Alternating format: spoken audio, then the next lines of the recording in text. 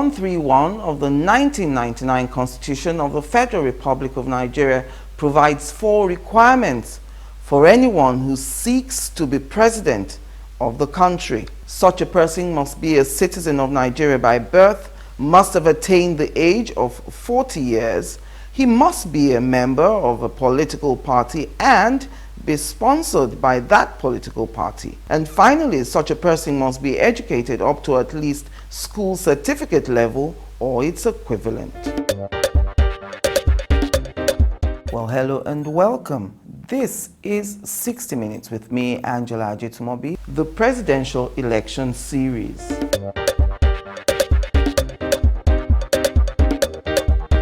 And as we move into the second half of the year 2014, all eyes are on one man, this man, Goodluck Jonathan. His 4-year term as president, which commenced on May 29, 2011, will end at midnight on May 28, 2015. Now, he hasn't said a word to anyone, at least not that we know of, about whether or not he'll be going for a second term. And no one else from his political party, the People's Democratic Party, PDP, has expressed any interest in the presidential seat. And even though the Independent National Electoral Commission, INEC, has issued a timetable to guide the 2015 presidential elections, with political parties expected to start their primary elections on the 2nd of October 2014, we are yet to see definitively aspiring presidential candidates emerge from other political parties, especially the main opposition party, the All Progressives Congress, APC. So, join me after the break as I count down 60 minutes with a cross-section of Nigerians who bear their minds on the political permutations surrounding the 2015 presidential elections here in Nigeria. Welcome back. What factors will influence the 2015 presidential elections? Will religion and/or ethnicity play any roles? As far as I'm concerned, the factors that will determine the 2015 elections include the strength, the composition, and the credibility of each and every political party that will contest the election. When I mean the strength, how many of these political parties can say they are coextensive with the length and breadth of this country? That will be a decider. Number 2, when I mean the composition, how many of them can boast of so many ethnic nationalities in this country so that we can say this is a true national party encompassing every person that matters in this country, so many of the citizens of this country. Now, the other one is the credibility of the candidates. How many credible candidates are going to be fielded by the various political parties? You don't bring an unknown horse and you expect that that person is going to be the president of Nigeria, for example. The person that you are going to bring must be well known, it must be tested, and must be reliable. All Nigerians can say for certain, yes, if this man gets there, this is what we are going to achieve. Now, that, as far as I'm concerned, will be the deciding factors in the 2015 presidential election. Religion and ethnicity will always play a role in any election in Nigeria. Why? Because Nigerians have refused to outgrow the nursery of chafing particularism. What do I mean by that? I am saying that we are so ethnically bound. We are tribalistic human beings in Nigeria. So the moment we hear a name that sounds like a name from our own place, from our own part of the country, from our geopolitical region, oh, that's the name we are all going to plump for. That's not fine. Religion is also there. For example, there were people in the past who warned members of their religious sect not to vote for anybody outside of that religion. And don't forget that there's what we call geopolitical zone something, which many people believe have come to play. For example, they believe that there is zoning, that the presidency has been zoned to a particular region, and if the candidate that is going to be fielded for the presidential post is not from that particular geopolitical zone, which believes that it is their turn to have the president, so many people in that zone may not vote for any candidate from another geopolitical zone? Well, as Nigeria moves towards 2015, a lot of factors are going to determine the direction in which people are going to pull. Unfortunately, because we have not resolved the polity issue, the question of good governance, programs, policies will play background roles, not the main focus. Because we have gone through a lot over the years, especially in the last 3-4 years, the question of insecurity has raised its stake. In fact, the 2015 elections, if I may hazard, will be more of a polity geopolitical contest. Because if you look at what has happened in the last 3 years, in terms of insurgency, in terms of killings, in terms of fundamentalism, and all that things that have raised their head up, there's a climate of fear within which we are going for elections. And in that climate of fear, our primordial sentiment, unfortunately, will play a lot of roles. Because today Nigeria are thinking more in terms of region and religion. And those are not good recipe for any country. But unfortunately, where we have found ourselves. And that's why for many of us really at the national conference, the reason why we're there is because we know quite well that if we don't resolve these polity issues, it's very difficult to take care of the governance issues. Because even for governance, if you look at Nigeria today, the governable space is shrinking. Even a president comes today and say that he has the best education policy. If Sheikh will say Boko Haram, where is he going to go to do that? Where is he we want to encourage girl education? Girls go to Chibok, almost 20 days now they've been kidnapped, nobody knows where they are. So we must solve these issues, and these issues will play up that until we get these polity issues resolved. Unfortunately for us, the governance issues become secondary in the consideration for people's voting. 2015 elections are going to be very crucial to this country, and I believe that a number of factors will determine how it goes, particularly the presidential election. I will say that all the forces will be at play. The centripetal forces, the centrifugal forces in the country, all will be at play. But at the end of the day, whoever is able to build the bigger coalition may likely run away with the trophy. Talking of a coalition, the way the country is structured, no single part of the country can win the presidency without building a coalition with other parts. Talk of the North, they can't win it alone. Talk of the West, they can't win it alone. Talk of the South-South, I think the last election, the South-South in its entirety contributed just about 20-22% of the voting population. So no part of the country can get the presidency without building a coalition with other parts. Now, what is emerging is that we see the Northeast, Northwest, part of North Central, building a coalition with the Southwest, fraction of the Southeast. They have formed the All Progressives Congress. And then we have the PDP, which had always been like a Leviathan, the party that straddles the entire country. Now, the coalition those two big parties are able to build will determine who wins the presidency. And then you have the other that we can call disruptive forces, or which are there whether we like it or not. One is religion. Religion is going to play a big role in the election.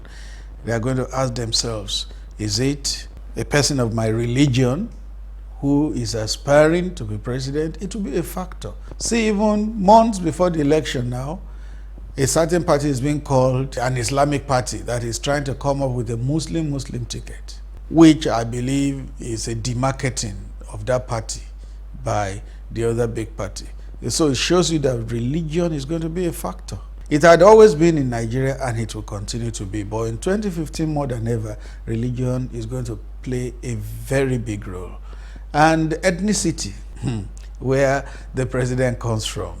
Is it from my part of the country? I'll vote for the man from my part of the country rather than somebody else. It's going to be a factor. All the fault lines in the country are going to be at play in that election. Ethnicity will be there, religion will be there, language will be there, clan will be there, everything. All the things that divide us are going to be at work in the 2015 elections. Ethnicity always plays a role. I think that was one of the benefits of the national conference. We got to see very blatantly that we have strong ethnic cleavages in this country. And also religion will play a role in especially the northern parts of Nigeria. The North, by its cultural constitution is more of a feudal state, and so it's an authoritarian culture. It's a culture that things evolve from top down, and so they can say this is the position and we don't want anybody to dissent to this position. Even ethnicity and religion will only play so much of a role in this new Nigeria. The 2015 elections, take it or leave it, is going to be defined by religious and ethnic factors, and even beyond. We saw that happen with the 2011 elections, and we have not made as a country as much progress with regards our political development. Our democracy has not matured to the level where we begin to look beyond where you are from, which religion you belong, because ultimately we look forward to a Nigeria where it will not be about where you come from or what you believe, but about who you are, the true character of your personality, what you can deliver, what you can give, to the people, to the society, to help build the nation. In our elections, most often than not, we look at, particularly as it affects the presidential elections in this respect, people would be looking at where you are from and which religion you belong. Even in the last elections, a section of the party voted more for a candidate from their extraction. And it happened with both parties anyway, because we saw where General Muhammadu Buhari retired, who was the candidate of the CPC, who was the foremost opposition politician or candidate at the time, polling more votes from the north than President Jonathan. And then we saw President Jonathan, who was from the south,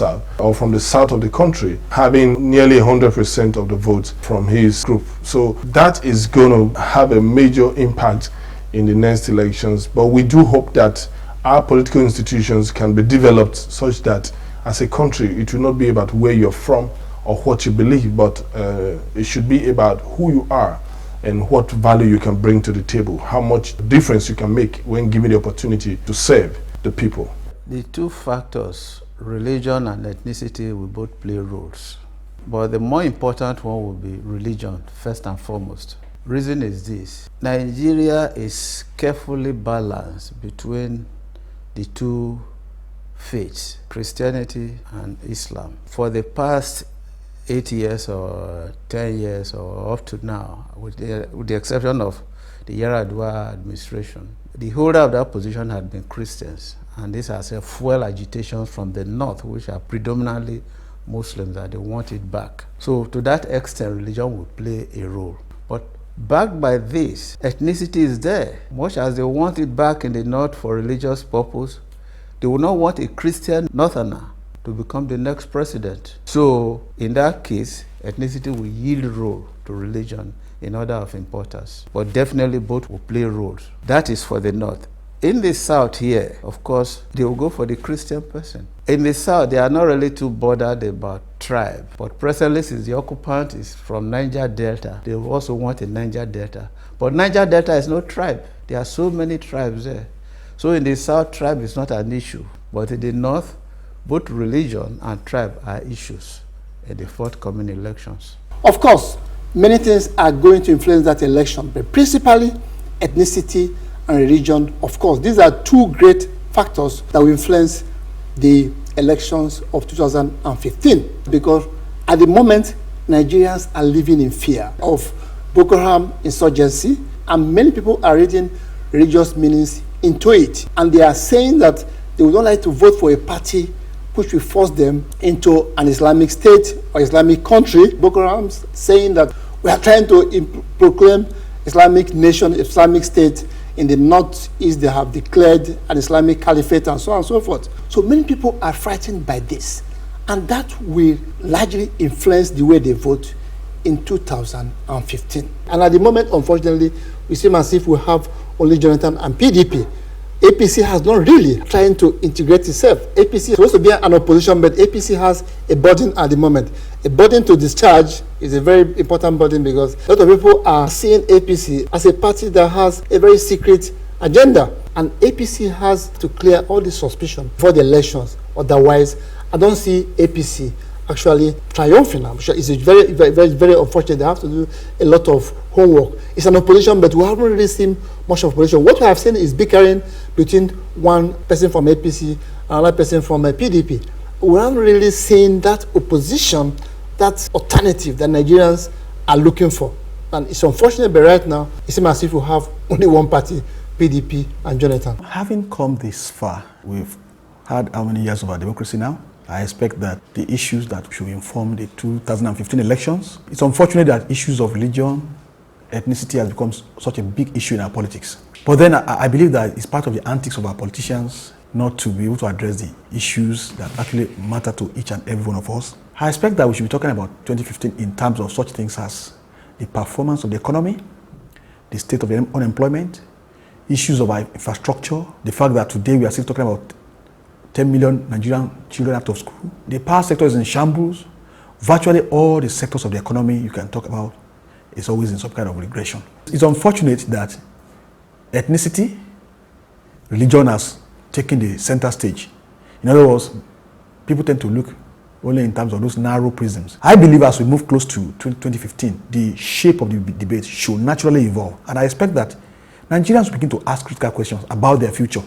Not so much about the divisive things of religion and ethnicity. In other words, how much of religion will put food on table, or ethnicity. How will ethnicity, for instance, bring our children to school? How will it upgrade the infrastructure? How will it help to generally lift the economy, which we all agree in the last 10 years plus, the economy has been growing in paper, but then in terms of the actual deliverables to the people, the impact is very limited and very, very limited indeed. Join us after the break.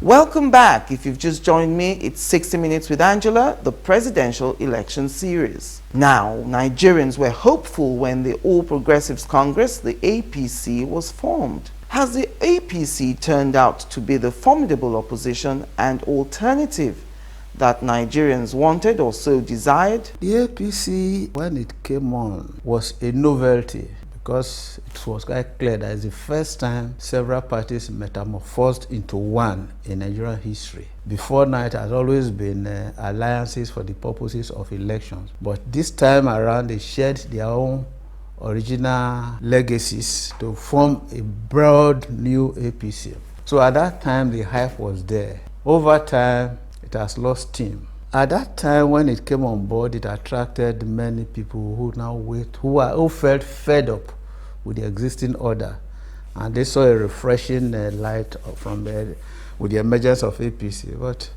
have they lived up to their billing? No, the answer is no. There appears to be internal contradictions, because with the metamorphosis of AMPP, ACN, and CPC, and a faction of ABGA to form APC, they've not really quite gelled into one body. So in there have been a schism. The former ACN trying to flock together within the party, the former CPC forming a bloc of their own, and the NPP trying to find a space all within APC. Because of this, they have not been as cohesive as we had expected. So for a party that is not cohesive to seek to uproot a party, PDP, that has been there for the past 15 years, that has been in government at the central for the past 15 years, the result is easy to tell. A 6-month or a 1-year-old party cannot uproot a 15-year-old party in real terms. Again, they've lost steam. Initially, they got 5 governors from PDP to join them. At that time, they became the toast of everybody, and we really expected much more to build up on that momentum. But instead of gaining on that momentum, they are shedding momentum. If you look at some of the states where APC are in control, there are eternal struggling for dominance. PDP has been there all these years. They have tap roots everywhere. They are not only strong at the top, but at the top, at the middle, and at the grassroots. They are there. Their presence is in the nooks and crannies of the country. Wherever they've lost elections in the past within the states, they've always come second, not last, not third, which meant they are either winning or coming as runner-up, first runner-up. From the look of things, from developments, they are now gaining in strength. Because APC came on board. Truly, people loved them when they emerged, but what do they have on offer? They want to remove PDP.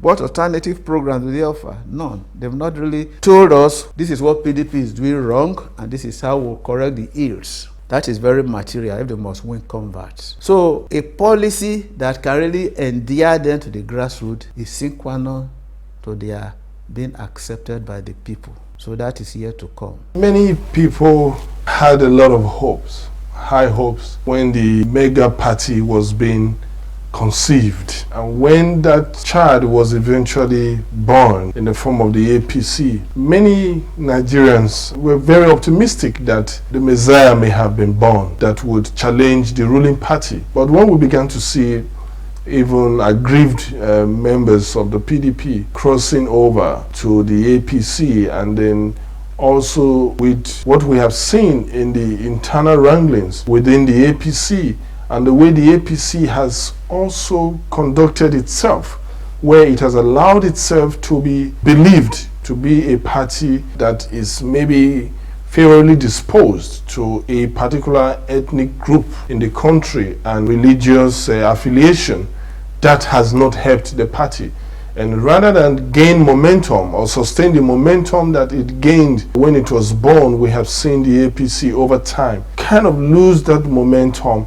And today you see it struggling to put its house together, put the pieces together. And up till now, we don't really know which direction the party wants to go with regards to the presidential elections. I don't think that the APC has turned out to be that formidable opposition party that it was conceived to be.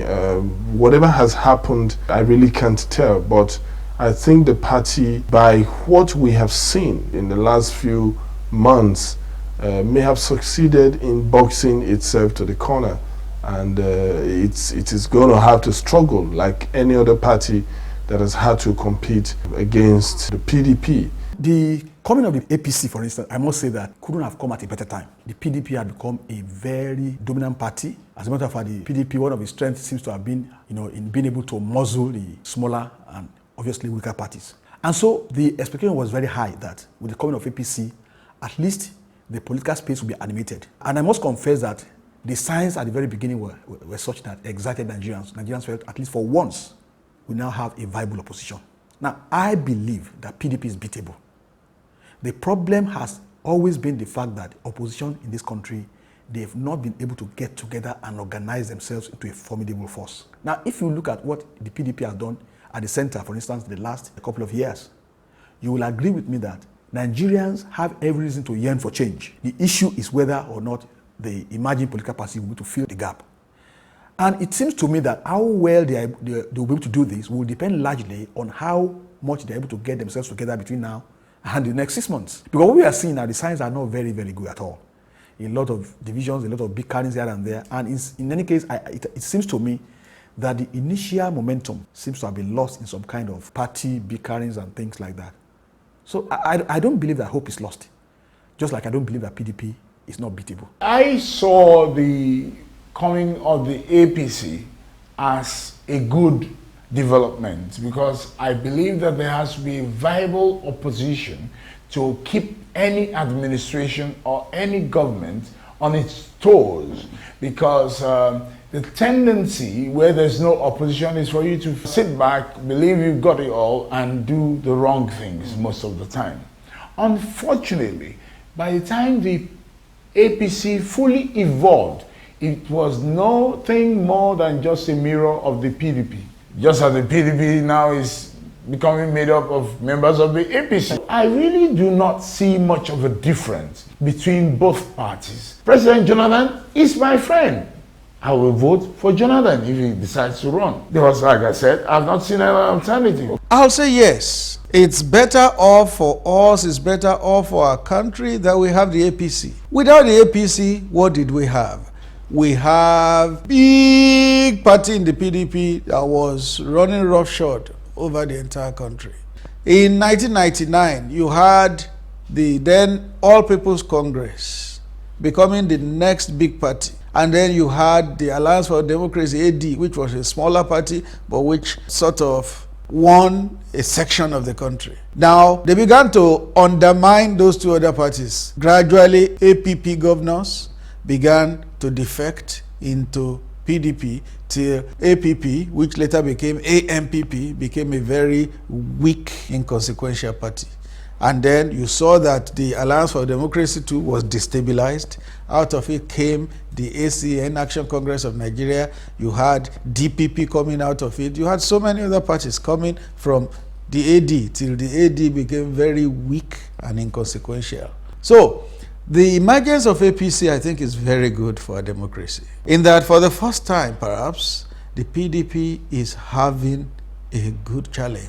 It's being given a run for its money. It's being given the fight of its life. It's good for plurality. It's good for democracy. It's good for choice. Because now it's either you vote PDP or you vote APC. That, therefore, means for the first time in our democracy, we have an opposition. Don't forget that in October, November last year, 5 governors defected from the PDP to the APC. If that platform was not available, they wouldn't have defected. They defected because they felt, well, this was the next best alternative. If a coalition like the APC did not exist, I feel most of those governors would not have defected. But they defected because they felt, yes, this was large enough a pool in which they could swim as big fishes. And for the first time since 1999, we can say there's going to be a contest in the real meaning of the word. Don't also forget that the APC was going to take over the legislature. After the defection of the governors and all, the lawmakers also defected with them. The APC was in contention to be the majority party in the federal legislature, particularly in the House of Representatives. So it shows us that, yes, there is an opposition in our politics now, and the opposition is formidable. It is a virile opposition. Anybody who will rule out that opposition will do so at his or her own peril. Yes, Nigerians were looking for an alternative to the PDP, but unfortunately what APC gave to the nation, by virtue of how they came out, by virtue of how it was contracted, and the contraption, when people look today, they cannot see any difference between the PDP and the APC. And in fact, there are people who even say that now they now even prefer PDP to the APC, which is supposed to be the alternative. And it's not an accident. Don't forget that what is called APC today is an amalgam of ODCN, CPC, and what we call is a new PDP. Now, how you want to take Bukola Saraki, Kamichi, Kwakwanso, Yerima, the husband of the child bride, and the rest of them, and you put them together, you now pack it, this is opposite, this alternative. People are going to look at this and say, what are you telling us? Because they came together as a gang up for just of mere power, without considering the fact that any opposition group that will fulfill that mandate or bring the alternative that people look up to must look different. Not only in terms of what they say, in terms of their composition, the personnel who run it and the rest. But look around today. I mean, except they are saying that once people quit the PDP and they jump into the APC, there's one holy water they sprinkle on them and they become a progressive. So I think that's one. Secondly, I think also part of their undoing is also the fact that because of recent, the APC are now to be battling tooth and nail to extricate themselves from the allegations of Boko Haram sympathies and the rest of them. Initially, either consciously or unconsciously, unwittingly, there seemed to be the impression that they thought that Boko Haram will harass Jonathan out of power or will make Nigerians to let them just go and want an alternative. There is a lot of internal consequences now for people now to think that maybe they harbor sympathy for them. And of course, remember when the Boko Haram was outlawed, the APC made a statement saying that it was violation of rights, this and the rest, which they have been trying to describe. But of late now, at every opportunity now, they try to say, oh, we have been vindicated. When Davis came out and said, oh yes, Yeri Jirika and Mahmoud Sharif, oh, APC now have to come out, oh, we have been vindicated. Part of the problem they have created for themselves unwittingly is that they have created in Jonathan something like a wartime president. And many nations don't change their wartime president when the war is still on. Whereas if everybody had joined hands to put this insurgency behind us, they can have a free space to now look at what has Jonathan done, what are his program. You can battle in the base of program for program. But today now, because of those climate of fear that Boko Haram has created and insurgency over the period, even those who may not like Jonathan may not be able to say, okay, are we safe with what is coming? So that is the dilemma they have created themselves. And more importantly too, you have not seen them coming out with robust alternative programs to what's on the ground. They have confused opposition with just abusing the incumbent. Every time their spokesman makes statement, is abusing the president, abusing him, and the rest. Rather than say, okay, this is what they are doing wrongly, we do it rightly. Abusing the incumbent will not be able to lie behind you. People can always clap for you. These are very super people who can abuse people very well. But they have not shown that what they can to do differently. And more importantly, they are not coming as unknown quantity. Most of what is bound together today to call itself opposition have been in charge of states, they've been in charge of government at different levels and the rest, and people can call their scorecards. So I think that they will need to do extra time. They will need to do our work to convince Nigerians that this is the alternative they are looking for. How much of that they can do between now and February is left to their skill as a party. APC has not turned out to become that formidable opposition that Nigerians have been waiting for. Some individual members of the party could mention Governor Fashola, the Shomolos and all that. But the party itself as opposition, as an alternative, no. So you have a situation where PDP has a presidential material, a presidential candidate who has been campaigning all through, even when INEC has not blown the whistle officially. But you have seen a lot of campaign coming from that party. The greatest problem is the burden that APC is carrying, and that burden of suspicion. And principally one of the suspicions is that the party is linked with this violence and with this Boko Haram. Rightly or wrongly, the party has to clear that by giving Nigerians that confidence, benefit of the doubt, that they have no links with Boko Haram. Because at the moment, Nigerians are afraid of that insurgency, Boko Haram insurgency. And it's going to be the greatest factor that is going to influence the election 2015. So APC has to do a lot of dusting, a lot of cleansing up, a lot of transparency to assure Nigerians that it is a party that they can trust and vote for. When the APC came, all of us were very, very happy that at last a strong opposition party had come to existence. But with the passage of time, we discovered that so many internal wranglings, there is almost absolute want of internal democracy in that political party, and they don't seem to be settled. There is no internal stability in the party. That, in addition to the fact that the APC, or Progressives Congress, is made up of a disparate congeries of groups, but all of them wearing the same cap. How do I mean? Almost all the APC states today belong to one religion, and it does appear to Nigerians, apart from that, when I say almost all, I mean apart from Rivers State, belong to one religion, and that makes all Nigerians to think that there is an attempt by a particular political party to Islamize this country. I mean, that may be true or not true, but at least that's how it appears. Now, a truly national political party must cut across all religious and ethnic boundaries. And that's the way it is. But that's not the way it is with the APC. So they are going to have a problem with that one. The APC is not the strong opposition party that Nigerians have been looking for. Neither do I think or believe that the APC is going to defeat the ruling political party, the PDP. Join us after the break.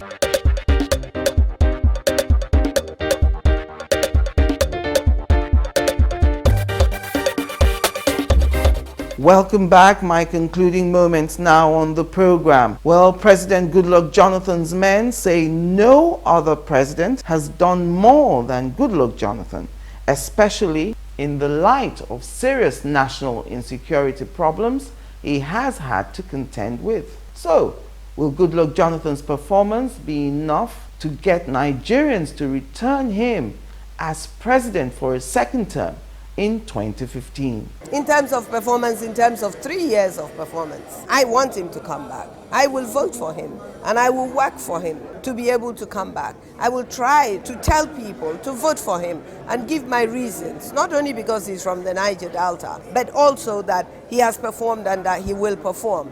But definitely it's up to Nigerians. If things are done properly, it is not up to the opposition, no matter what tactics the opposition may choose to use against Jonathan. It doesn't matter. That no president before Jonathan has done more. I don't accept that. The first and foremost is that what are those indices you look at? Yes, I agree that virtually all the presidents that we have in the dawn of the Fourth Republic, they've not done given the resources at their disposal. But then I don't think we should use such a low threshold to begin to measure the performance of our presidents. Yes, I will agree to an extent that President Jonathan came at a very difficult time. He inherited a lot of problems, for instance, security challenges, Boko Haram, he inherited it. But I believe that given the pan-Nigerian mandate that the president had, I feel part of the problems really. Yes, the issue of insecurity came and compounded the problem. But I do not think that the president has done well enough in terms of being able to reach across the divides in this country to weld a country together. As a matter of fact, some people are even saying now that this president is the most divisive ever. And I think there are some grounds to say that, to agree that yes, this presidency has been very, very divisive. Of course, you need to even begin to articulate an agenda of development. It's not sufficient to mouth loud-sounding things like transformational agenda. You need the people, and you need all hands to be on deck. Unfortunately, this is one area I feel the president has not succeeded. And then, of course, when you look at the infrastructure, it remains the same. You look at our roads, they remain death traps. The economy, they say, is growing at 7%, but then the reality is that on the streets out there, on the main street, I don't think the people have felt the impact of that growth. And then, of course, when you look at the power sector, successive presidents have told us they will take it to 10,000 megawatts. We are still far short of that. So I don't know whether anybody can use such low threshold to measure the performance of any president. I will not join. I'm not enamored of such. I would rather say that this president has performed below par, given the resources available to him. We know the situation in the country. This administration is embattled, possibly the most embattled administration we've had in the country. The insurgency we have on our hands started in 2009 under President Umaru Yar'Adua, now deceased. And since that time till Goodluck Jonathan came in as substantive president in 2011, this insurgency has been there. And between 2011 and now, the tempo really has hit the rooftops. Of course, that will distract any government. It will distract any president. It will distract any administration. But then you ask yourself, why does a government exist? The Constitution stipulates the raison d'etre of a government is to protect the lives and property of the citizenry. It's one of the very, very key duties of government, is to ensure peace in the country, is to ensure productive lives for the people. Therefore, if a government cannot do all that, then there's a question mark on the ability and the capacity and the credibility of that government. So, despite insurgency, I would say, well, yes, the president has done what he could do, but then there is a lot more that could have been done.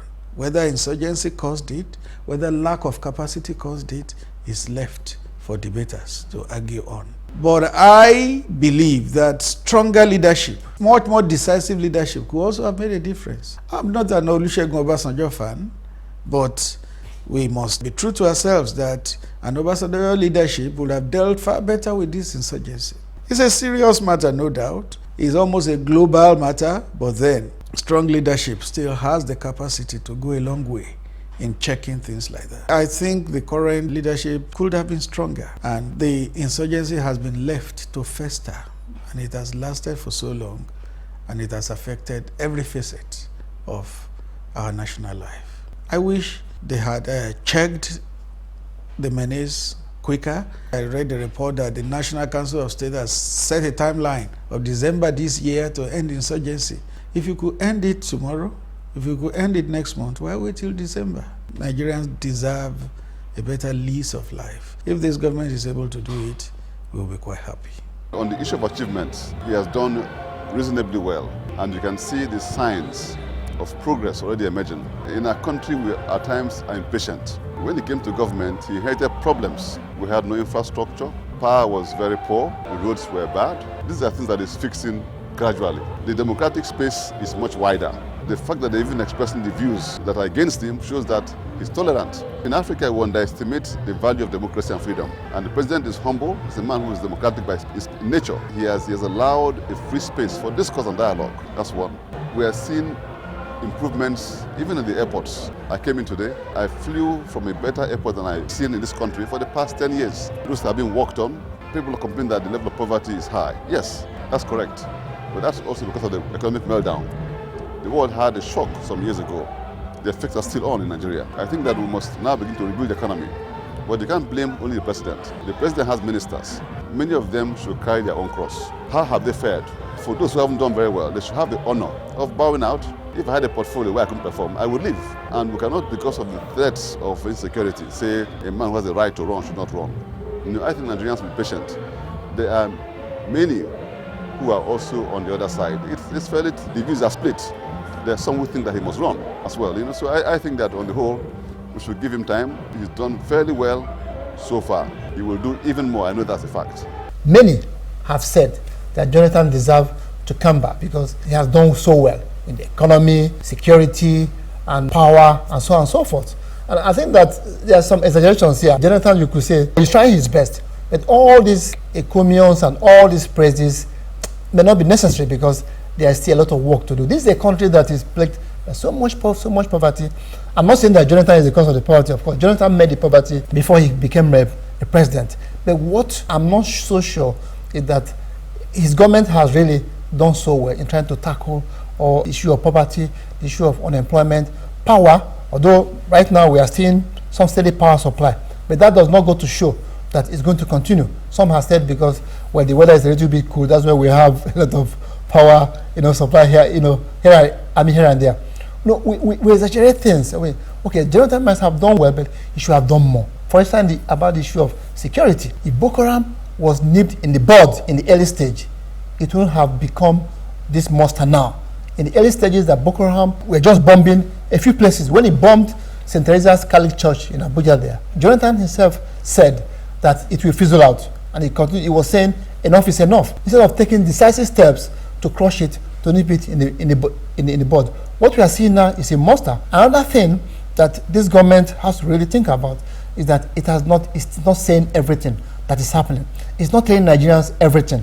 I believe that a good leader should be someone who is brave enough to say things the way they are. A lot of things are being hidden when it comes to the issue of security, the issue of Boko Haram. Some are saying, why is that this government has not really prosecuted frontline people who are suspected to be Boko Haram? It is one thing to suspect somebody, it's another thing to say that that person is guilty of it. So if somebody is suspected of being a part of or sponsoring Boko Haram, that person ought to have been quizzed or even put to trial. But we're not seeing all that. I mean, we can't live in a situation where people are just trying to play safe because they want to return back, they want to be voted back. No, I think it's actually confronting the issues. I agree that terrorism is not a small thing. We all agree, but we have to do our utmost best. And if in trying to do that, like a hero, if it takes our life, that is it. We can't start calculating steps and all that simply because we want to come back to power and down. Despite all these things we are saying and saying and all that, people are saying that the devil you know is better than the devil that you don't know. Even if Jonathan, they have all the lapses, he's still the person to beat in the next election because we don't have any viable opposition.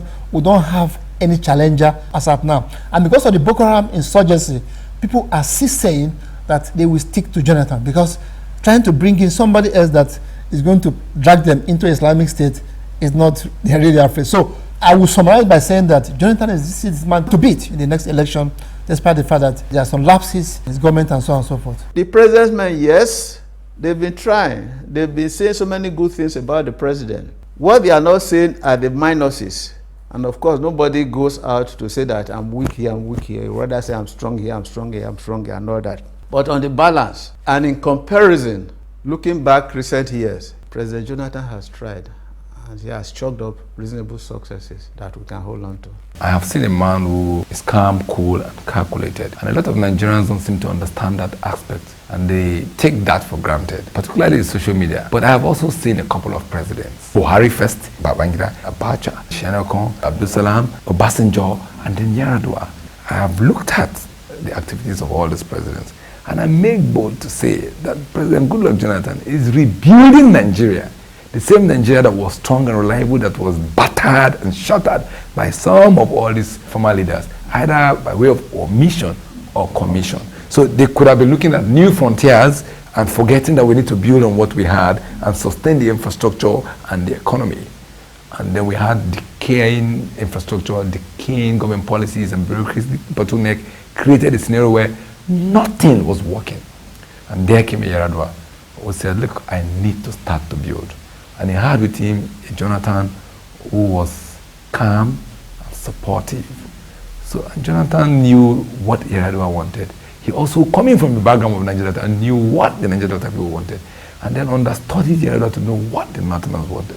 Today, there is no president in the history of Nigeria that has taken the bold steps the current president has taken. He's dealt with the issue of subsidy. People don't like it. He's dealing with it. He's dealing with the issue of unbundling NMPC. He has dealt with the issue of infrastructure.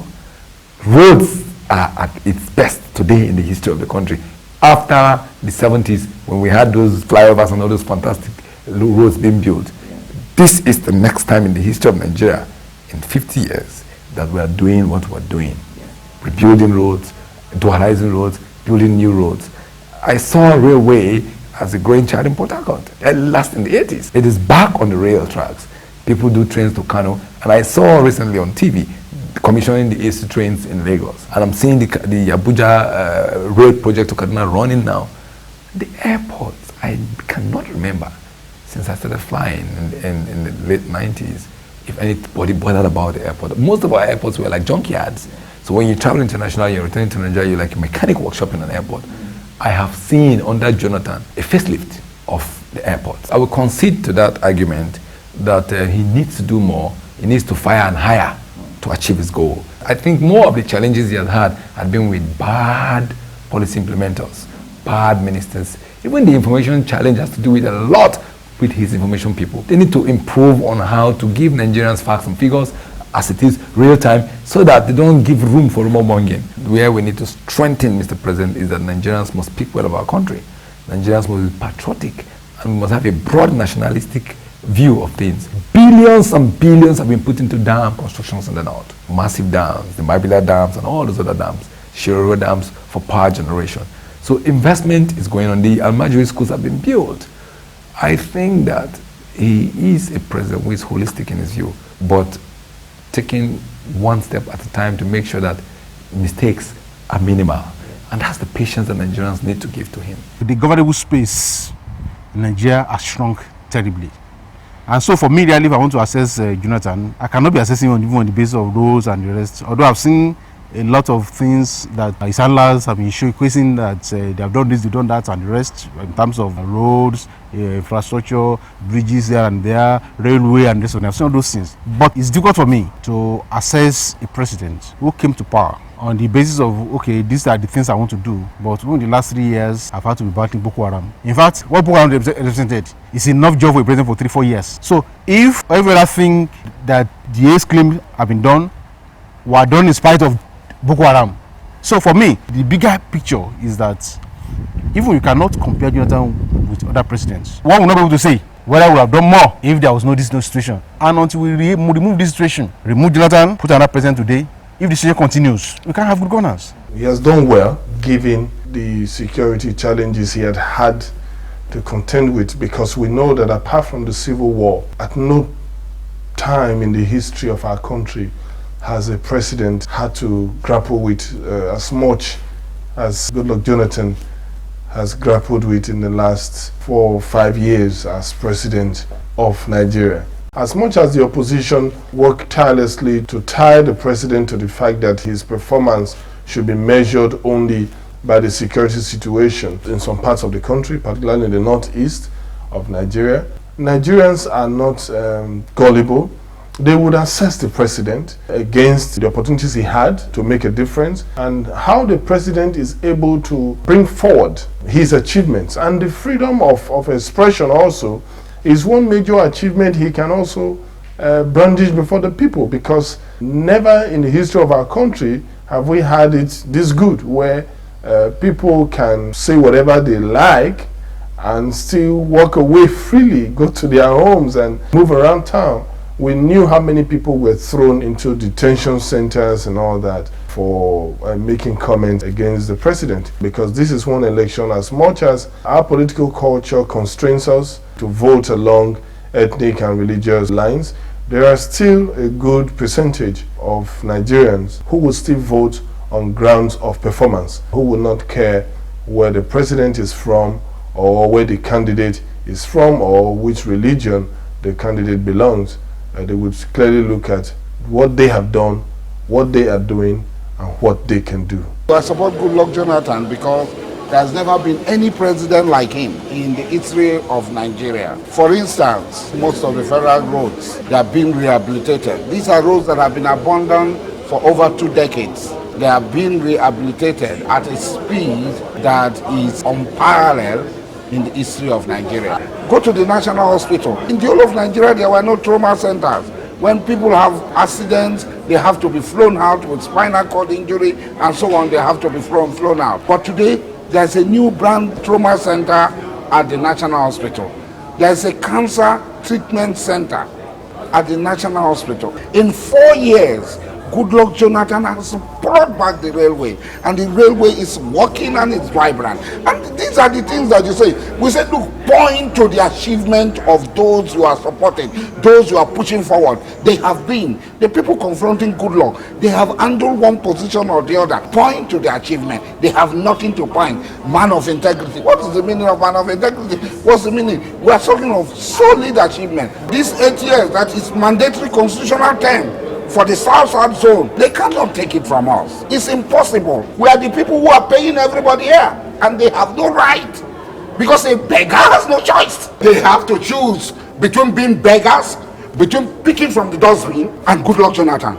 They have to choose. You can't take what belongs to me and tell me you want to rule me. It's not possible. We must complete our 8 years. Well, that's it for this week. Don't forget to watch this program and other past episodes on our YouTube channel. That's www.youtube.com/TEDTV60. That's youtube.com/TEDTV60. You may also like 60 Minutes with Angela on Facebook. Alternatively, follow me on Twitter, Angela at 60 Minutes. I'm Angela Ajitumobi. I thank you for the pleasure of your company.